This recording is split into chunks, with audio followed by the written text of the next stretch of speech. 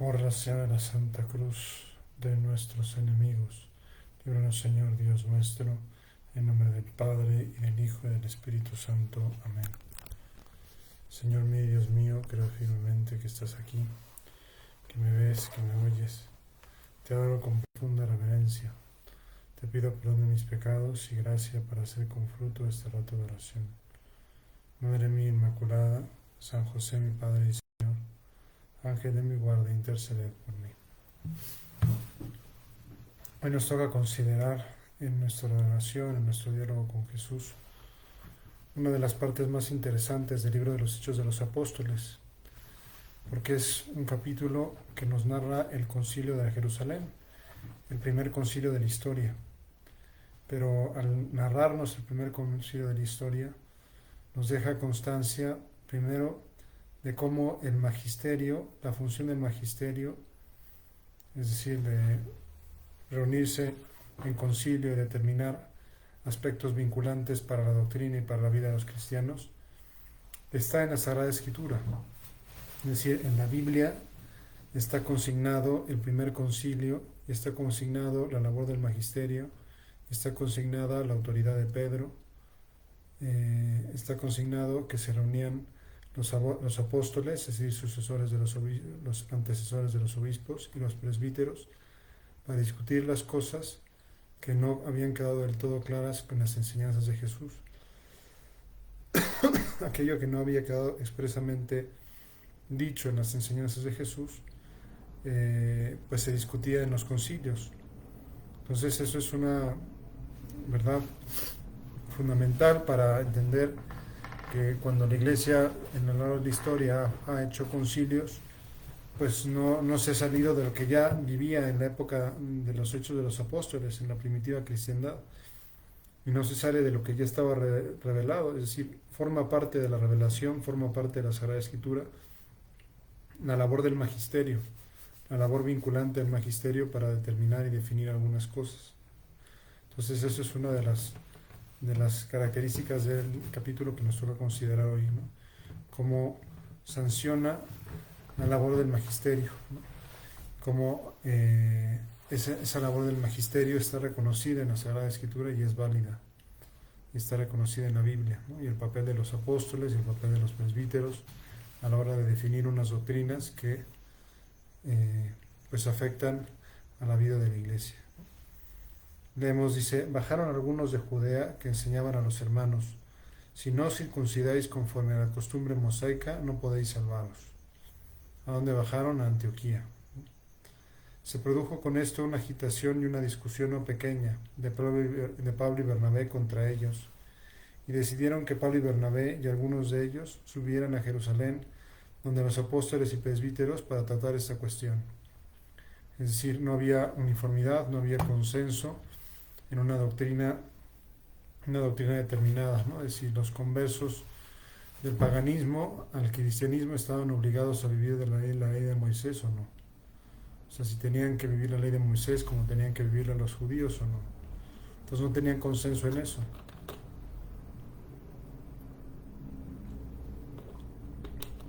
Algunos decían que sí deben vivir la ley de Moisés íntegra. Otros, en cambio, decían que no era obligación de vivir la ley de Moisés íntegra, y que, en contrario, la salvación venía por la fe en Jesucristo y no por vivir los preceptos de la ley de Moisés. Entonces se da prácticamente una trifulca, una pelea no pequeña, dice el texto, entre Pablo y Bernabé, que sostienen que no es necesario circuncidarse, y los que habían bajado a Jerusalén, que decían que tenían que circuncidarse conforme a la ley mosaica. Entonces, ¿qué deciden? Pues subir a donde los apóstoles y a los presbíteros a Jerusalén a tratar la cuestión. Es decir, elevan la cuestión a la instancia más elevada de la Iglesia, que eran los apóstoles. Ellos, pues, enviados por la Iglesia, atravesaron Fenicia y Samaria, recordemos que estaban en Antioquía, contando la conversión de los gentiles y produciendo gran alegría en todos los hermanos. Llegados a Jerusalén, fueron recibidos por la Iglesia y por los apóstoles y presbíteros, y contaron cuánto Dios había hecho juntamente con ellos. Nuevamente, se ve la autoridad que tenían los apóstoles y los presbíteros. Ya estaba el orden de los apóstoles y de los presbíteros pues plenamente estructurado, ¿no? La estructura básica de la iglesia, obispo, presbítero y fieles corrientes, pues ya estaba estructurado en la primitiva comunidad cristiana, tal y como lo vivimos ahora. No más que en lugar de los obispos, no había obispos todavía, sino que eran los apóstoles los que hacían las veces de los obispos, ¿no? Pero algunos de la secta de los fariseos que habían abrazado la fe se levantaron para decir que era necesario circuncidar a los gentiles y mandarles guardar la ley de Moisés. Entonces se ve que se habían convertido algunos fariseos y decían, ok, aceptamos que se predique el evangelio a los gentiles, aceptamos que se bautice a los gentiles, pero están obligados a vivir la ley de Moisés como los demás judíos. ¿Por qué? Porque el cristianismo se entendía como una parte del judaísmo, y se entendía pues que algunos pensaban todavía que estaba vigente la ley de Moisés. Tardó un tiempo en caer en la cuenta el cristianismo de que la ley de Moisés ya había sido superada totalmente por la ley de la gracia, por la ley de Cristo. Y en esto San Pablo fue uno de los primeros precursores, uno de los promotores de esta idea. Pero algunos de la secta de los fariseos, ayer lo leí, ¿no? Se reunieron entonces los apóstoles y los presbíteros para tratar este asunto. Y eso es lo que quería resaltar, ¿no? Que los apóstoles y los presbíteros se reunían para dirimir, para aclarar lo que Jesucristo no había dejado del todo claro. O lo que les parecía que Jesucristo no había dejado claro, lo que había división en la iglesia, pues para evitar esa división se crea la labor del magisterio, que es el que tiene la última palabra. En este caso eran los apóstoles y los presbíteros los que estaban reunidos. Después de una larga discusión, Pedro se levantó y les dijo, y aquí vemos cómo la autoridad de Pedro pues se impone en la asamblea, ¿no? O sea, se ve que había divisiones, como las puede haber también en la iglesia actualmente, pero siempre el Papa es el que tiene la última palabra. Lo que dice el Papa es vinculante, ¿no? Y aquí, en esta ocasión, después de esa discusión entre los presbíteros, pues Pedro zanjó la cuestión diciendo, hermanos, vosotros sabéis que ya desde los primeros días me eligió Dios entre vosotros para que por mi boca oyesen los gentiles la palabra de la buena nueva y creyeran. Y Dios, conocedor de los corazones, dio testimonio en su favor, comunicándoles el Espíritu Santo como a nosotros. Y no hizo distinción alguna entre ellos y nosotros, pues purificó sus corazones con la fe. ¿Por qué pues ahora tentáis a Dios queriendo poner sobre el cuello de los discípulos un yugo que ni nuestros padres ni nosotros pudimos sobrellevar? Nosotros creemos más bien que nos salvamos por la gracia del Señor Jesús, del mismo modo que ellos, ¿no? Sí. No nos salvamos por vivir la ley de Moisés, sino nos salvamos por la gracia del Señor Jesús. Toda la asamblea cayó y escucharon a Bernabé y a Pablo contar todas las señales y prodigios que Dios había realizado por medio de ellos entre los gentiles. Entonces, pero digamos que Pedro dio línea como diciendo, ojo, o sea, yo también cuando bauticé al centurión Cornelio, pues yo también lo bauticé, ¿verdad? Y descendió el Espíritu Santo sobre él y Dios no hizo excepción de personas, no hizo distinción entre judíos y paganos, y eso ya estaba claro, ¿no? Que ya se los había dicho, ¿no? Y no tienen que cargar con la ley de Moisés, una ley que ni nosotros pudimos llevar, ¿no? Ni nosotros ni nuestros padres hemos podido cargar con esa ley pesada de Moisés. Toda la asamblea cayó y escucharon a Bernabé y a Pablo. Cuando terminaron de hablar, tomó Santiago la palabra y dijo, hermanos, escuchadme. Simón ha referido como Dios, Simón es Pedro, ¿no? Simón ha referido cómo Dios ya al principio intervino para procurarse entre los gentiles un pueblo para su nombre. Con esto concuerdan los oráculos de los profetas, según está escrito. Después de esto volveré y reconstruiré la tienda de David, que está caída. Reconstruiré sus ruinas y la volveré a levantar, para que el resto de los hombres busque al Señor y todas las naciones que han sido consagradas en mi nombre, dice el Señor, que estas cosas sean conocidas desde la eternidad. Pues Santiago refrenda lo que ha dicho Pedro, citando palabras de la Sagrada Escritura, como señalando, bueno, pues de todas las naciones que han sido consagradas a mi nombre, dice el Señor que se hace, que estas cosas sean conocidas desde la eternidad. Entonces, nuevamente coincide con la opinión de Pedro. Por esto opino yo que no se debe molestar a los gentiles que se conviertan a Dios, sino escribirles que se abstengan de lo que ha sido contaminado por los ídolos, de la impureza, de los animales estrangulados y de la sangre. Porque desde tiempos antiguos Moisés tiene en cada ciudad sus predicadores y es leído cada sábado en las sinagogas. Entonces decidieron los apóstoles y los presbíteros, de acuerdo con toda la iglesia, elegir de entre ellos algunos hombres y enviarles a Antioquía con Pablo y Bernabé. Estos fueron Judas, llamado Barsabás, y Silas, que eran dirigentes entre los hermanos. Entonces, pero nuevamente vemos como los apóstoles, ¿verdad? Los apóstoles y los presbíteros, de acuerdo con toda la iglesia, pues resolvieron la cuestión y determinaron enviar a unos con una carta para confirmarlos, en tranquilizarlos, decirles que, pues como leeremos ahorita, ¿no? O sea, que no hace falta vivir la ley de Moisés, que nos salvamos por la fe en Jesucristo, y es algo que tenemos que agradecer nosotros 20 siglos después, o sea, que no tenemos que vivir todas las prescripciones de todos los misbot de los judíos, pues porque sería mucho más pesado el cristianismo. Entonces, y aquí va a decir una de las frases que es de mis frases favoritas de la Sagrada Escritura, a ver si le podemos sacar jugo, ¿no? Entonces decidieron los apóstoles y presbíteros, de acuerdo con toda la iglesia, elegir entre ellos algunos hombres y enviarles a Antioquía con Pablo y Bernabé. Estos fueron Judas, llamado Barsabás, y Silas, que eran dirigentes entre los hermanos. Por su medio les enviaron esta carta. Los apóstoles y los presbíteros hermanos saludan a los hermanos venidos de la gentilidad que están en Antioquía, en Siria y en Cilicia. Los apóstoles y los presbíteros, nuevamente la autoridad de la iglesia, saludar a los hermanos que están en Antioquía, en Siria y en Cilicia, es decir, en las iglesias que habían sido fundadas por Pablo. Habiendo sabido que algunos de entre nosotros, sin mandato nuestro, os han perturbado con sus palabras, trastornados vuestros ánimos, hemos decidido de común acuerdo elegir algunos hombres y enviarlos donde vosotros juntamente con nuestros queridos Bernabé y Pablo, que son hombres que han entregado su vida a la causa de nuestro Señor Jesucristo.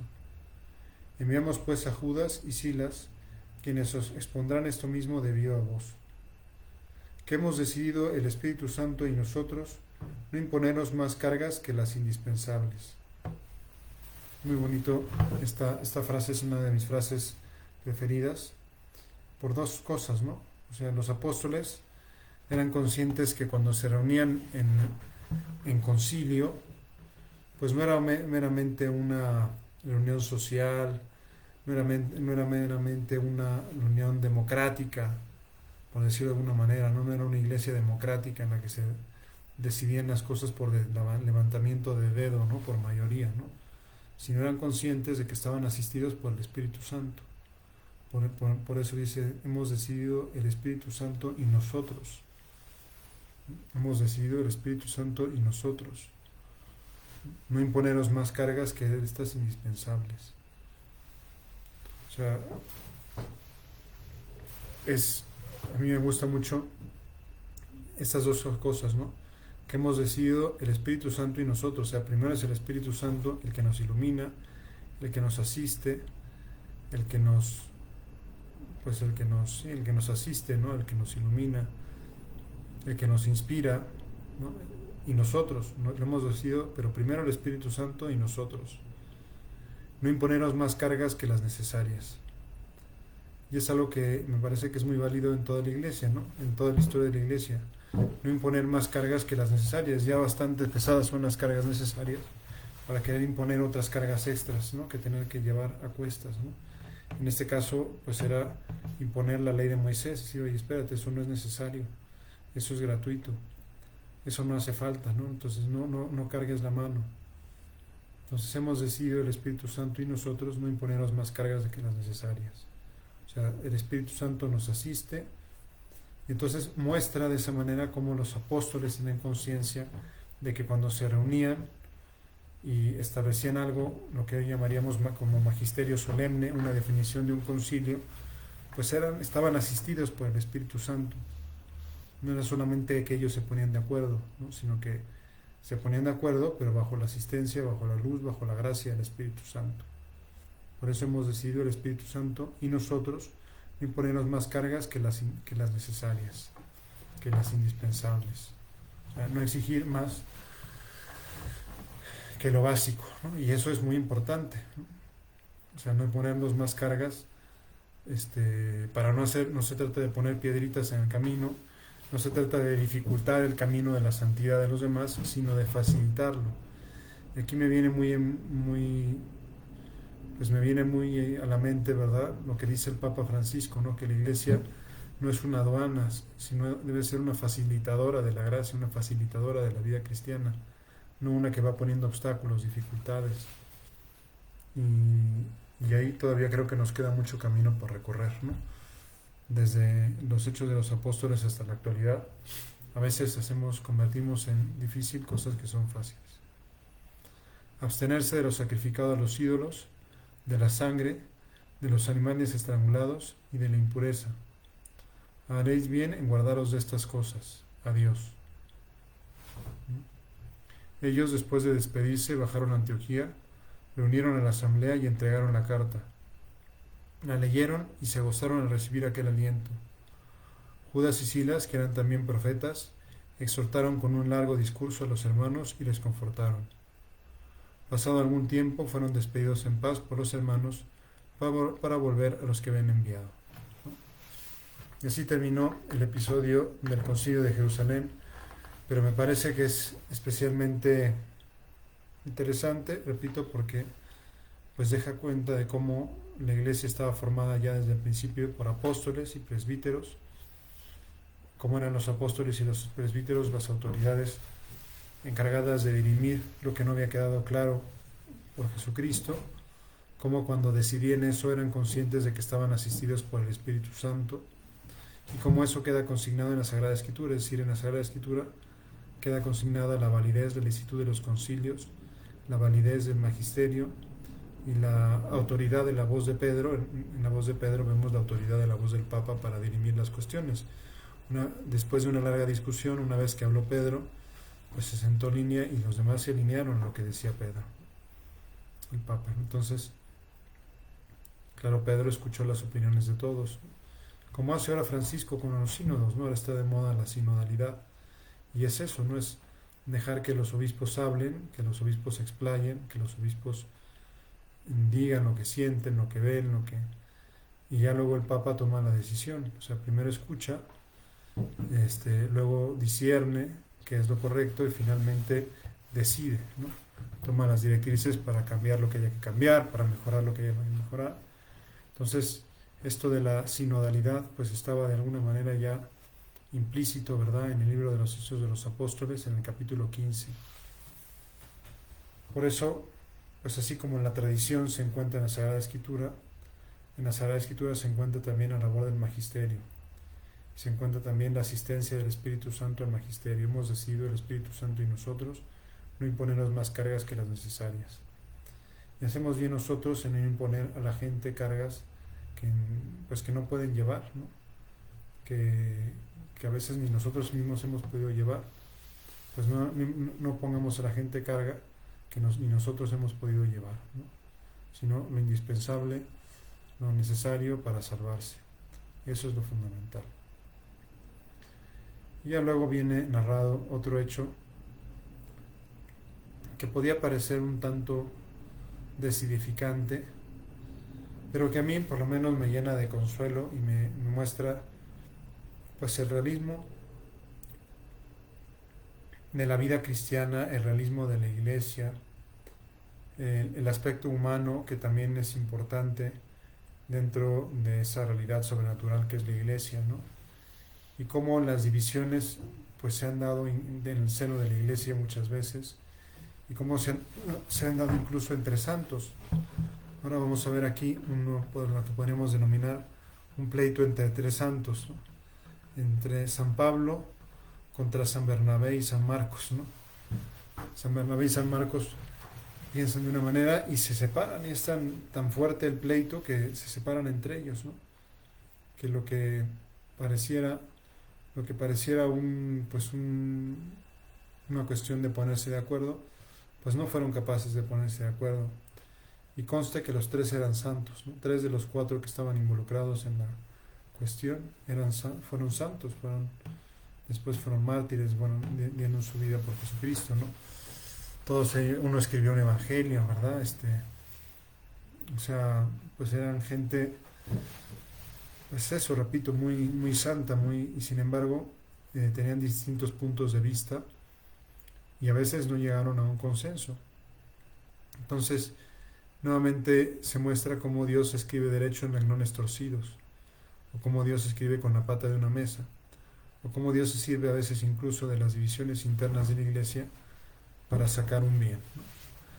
Tiene, repito, esta parte un halo como de misterio, pero al mismo tiempo de realidad sobrenatural y de realidad consoladora, en el sentido de que pues en la iglesia no estamos todos de acuerdo, no vemos todas las cosas de la misma manera, y es normal que haya santos que vean las cosas de modo diferente, ¿no? ¿Por qué? Pues porque finalmente el único que tiene la verdad absoluta es Dios, y los hombres pues hacemos lo que podemos, ¿no? Sí, así dice: pasado algún tiempo, dice Pablo y Bernabé se quedaron en Antioquía enseñando y anunciando en compañía de otros muchos la buena nueva, la palabra del Señor. Al cabo de algunos días dijo Pablo a Bernabé: volvamos ya a ver cómo les va a los hermanos en todas aquellas ciudades en que anunciamos la palabra del Señor. A San Pablo le faltaba tiempo para irse a predicar, para irse a recoger los frutos de lo que había sembrado en sus viajes anteriores. Bernabé quería llevar también con ellos a Juan, llamado Marcos. Pablo, en cambio, pensaba que no debían llevar consigo al que se había separado de ellos en Panfilia y no les había acompañado en la obra. Se acordarán, se los dije en otra meditación, cómo pues San Marcos se arrugó, le dio miedo cuando fueron a predicar por Panfilia, y después de ver cómo trataban ahí a San Pablo, pues se explica el miedo que le dio a Marcos. Yo no quiero que me apedreen, ¿no? No quiero que me echen con violencia de cada una de las ciudades. Entonces, Bernabé quería llevar a Juan Marcos, y Pablo, en cambio, pensaba que no debían llevar consigo al que se había separado de ellos en Panfilia y no les había acompañado en la obra. Y aquí es lo que me llama la atención, ¿no? Que los tres, repito, son santos. Sin embargo, se produjo entonces una tirantez tal que acabaron por separarse el uno del otro. Bernabé tomó consigo a Marcos y se embarcó rumbo a Chipre. Por su parte, Pablo eligió por compañero a Silas y partió encomendado por los hermanos a la gracia de Dios. Recorrió Siria y Cilicia consolidando las iglesias. Entonces se dividieron en dos. Bernabé y Marcos se fueron a Chipre, y Pablo y Silas partieron a Siria y a Cilicia, ¿no? Pero lo que quería señalar era precisamente esa disensión, ¿no? Esa disensión entre tres santos, ¿no? Y esa dureza de Pablo, ¿no? La dureza de Pablo de no querer perdonar a Juan Marcos, ¿no? Es decir, no, ya le faltó fortaleza una vez, no nos la vaya a repetir, no nos la vaya a hacer otra vez, ¿no? Y Bernabé, que está empeñado en defender a Juan Marcos, y está tan empeñado que está dispuesto y se separa de Pablo, ¿no? O sea, cada uno recorre su camino por su cuenta, ¿no? Si podía parecer algo como triste, como doloroso, después Pablo se reconciliará con Marcos, ¿no? Y reconocerá que será de los únicos que le han acompañado en su destierro, ¿no? En su prisión, ¿no? Entonces, después, entre Pablo y Marcos nacerá una amistad, ¿no? Se reconciliarán. Lo mismo entre Pablo y Bernabé, se reconciliarán, ¿no? O sea, no será una división definitiva. Pero, pues, repito que sí es llamativo como, pues, aún entre los santos a veces hay divisiones, aún entre los santos a veces hay disensiones, y el Espíritu Santo se sirvió de esas disensiones para predicar en más lugares, es decir, en lugar de ser un solo viaje, hicieron 2 viajes, ¿no? El de Pablo y Silas y el de Bernabé y Marcos. Entonces se consolidaron las iglesias, se predicó el Evangelio en más lugares, se difundió, porque Dios de los males, de los errores humanos, de las limitaciones humanas, suele sacar algo bueno, ¿no? Entonces eso nos da una gran paz, porque a veces también nosotros tenemos flaquezas, tenemos errores, ¿verdad? Fruto de nuestra condición humana limitada, y nos puede entrar como una desesperanza, como un desaliento, ¿no? Y pues no, o sea, hay que confiar en Dios, que Dios puede servirse incluso de nuestros errores, de nuestros tropiezos, de nuestras faltas de carácter. Y a veces nos puede entrar como esa angustia en la iglesia al ver que pues no hay una unidad, ¿no? O que hay disensiones, o que hay modos distintos de ver las cosas. Bueno, pues por lo menos no sorprendernos, ¿no? Decir, bueno, pues eso ya pasaba en la primitiva comunidad cristiana, ¿no? Pablo y Bernabé defendiendo que los cristianos no deben circuncidarse contra los fariseos que se habían abrazado al cristianismo, que decían que sí tenían que cumplir toda la ley de Moisés. Y todo un concilio para arreglar esa disensión, ¿no? Después Pablo y Bernabé que se pelean entre ellos por llevar o no llevar a Juan Marcos en sus correrías apostólicas y que se separan. Pues son realidades como muy humanas y al mismo tiempo muy sobrenaturales, ¿no? Si Dios cuenta incluso con la limitación humana para la predicación de su palabra, ¿no? Y Dios de los males se suele sacar bienes. Los dos, la verdad es que todos eran muy buenos ahí en la disputa. Todos lo que querían era anunciar el Evangelio y anunciarlo con mayor eficacia. Para anunciarlo con mayor eficacia, Pablo quería prescindir de Marcos. Para anunciarlo con mayor eficacia, Bernabé quería contar con Marcos. Y pues tenían esos puntos de vista encontrados. También nos puede pasar a nosotros que a veces nos encontremos con personas dentro de la iglesia que no piensen como nosotros. Pues obviamente ojalá que la actitud no sea pelear, no sea hacer la fisura más grande, sino sobre todo rezar y buscar más lo que nos une, ¿no? Buscar más lo que nos une y intentar aprender de los cristianos que no piensan como nosotros. Pues a mí, por ejemplo, me ayudó mucho en una época cuando trabajaba en el UNTEC, en un colegio ahí en el norte de Lima. Pues el párroco era de una corriente teológica totalmente opuesta a la mía, ¿no? Cuando me presenté me dijo, tú eres del Opus Dei, me dijo, pues yo soy de la teología de la liberación, ¿no? Y sin embargo aprendí de él, pues que era un hombre pues muy entregado aunque teníamos concepciones muy distintas de cómo resolver los problemas, de cómo arreglar las cosas, de cómo hacer la iglesia, pero pues era un hombre que estaba muy entregado a su labor, estaba muy entregado a las almas, ¿no?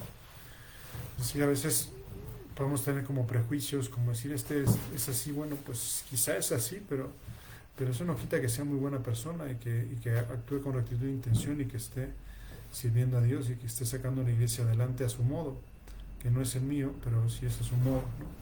Y está sacando la iglesia adelante y se está entregando por ella, ¿no? Para que seamos personas de mentalidad amplia, ¿no? O sea, si hasta entre santos, entre San Pablo, San Bernabé y San Marcos hubo disensiones, después, repito, se reconciliaron, pues no extrañarnos que alguna vez en una parroquia o en algún lugar, pues, o en la Iglesia Universal actualmente, entre algunos obispos, ¿verdad?, pues no se pongan de acuerdo, ¿no? Pues es normal, ¿no? Es normal y en esos casos hay que rezar y también aprender de la otra parte, ¿no? Aprender de la otra parte que seguramente tiene una visión distinta y complementaria a la nuestra y que tiene mucho que enseñarnos. Pues vamos a terminar nuestra oración pidiendo por la iglesia especialmente, pidiendo por la unidad de la iglesia, ¿no? Que no se den tantos fenómenos al estilo Pablo, Bernabé y Marcos, sino que vayamos más al unísono, ¿no? Que pongamos nuestro orgullo, nuestro carácter, en este caso el carácter fuerte de Pablo que no quería perdonar a Marcos y Bernabé, y pues vamos a pedirle que nosotros seamos siempre instrumentos de unidad dentro de la iglesia, que unamos a nuestros hermanos entre nosotros, los unamos con el Papa que significa unirlos a Cristo.